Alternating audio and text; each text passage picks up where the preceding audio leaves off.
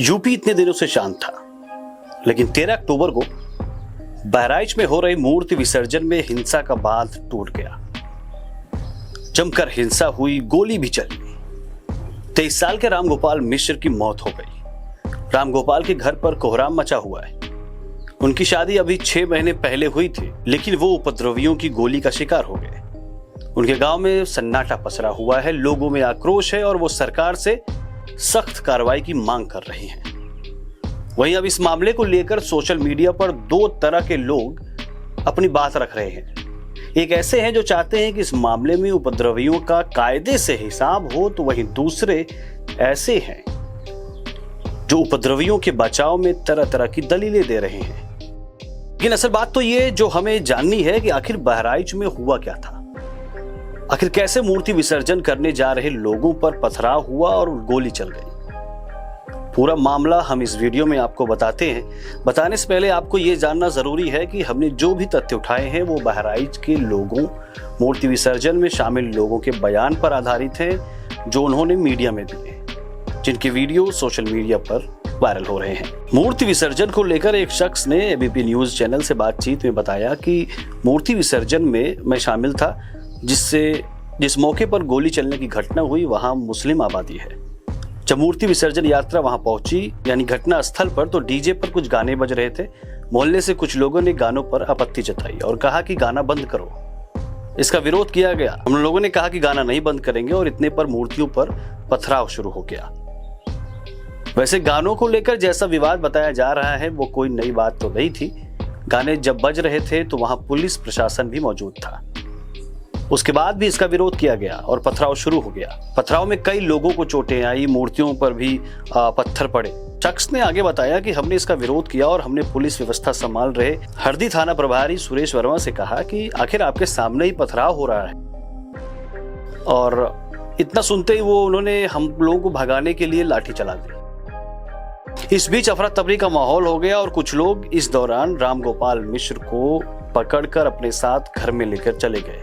वो उस घर में लेके गए जो जिस जगह पर ये विसर्जन जहां से आगे बढ़ रही थी, जहां मुस्लिम आबादी थी, और उन पर गोली चला दी गई। उनके सीने को गोली से छलनी कर दिया गया। ये तो रही बात जो हिंदू समाज की तरफ से बयान सामने आए हैं उनकी।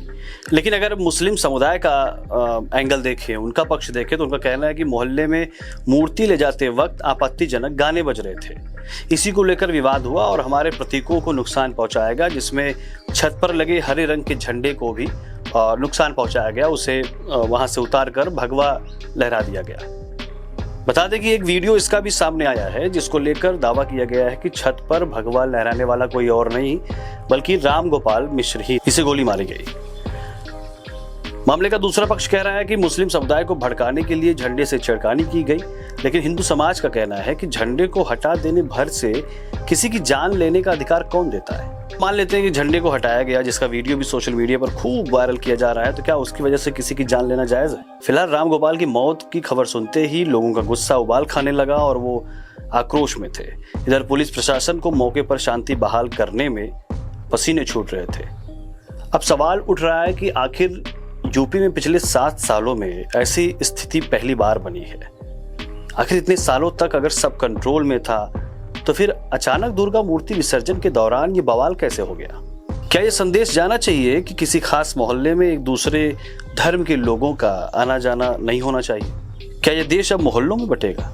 क्या इस देश में मोहल्ले की सीमा तय होगी कि इस इलाके में फला रहते हैं तो यहाँ फला धर्म के लोगों को नहीं जाना चाहिए? मतलब जिस दौर में भारत पीओके हासिल करने की सोच रखता है और उसके लिए कदम बढ़ा रहा है, वहां मोहल्लों में ही मानसिकता सीमित करने की साजिशें चल रही। देवरिया से भाजपा विधायक शलम्बर त्रिपाठी ने एक वीडियो पोस्ट किया है, जिसमें उन्होंने बताया कि आखिर कौन सा वो गाना था जिस पर इतना हंगामा मच गया।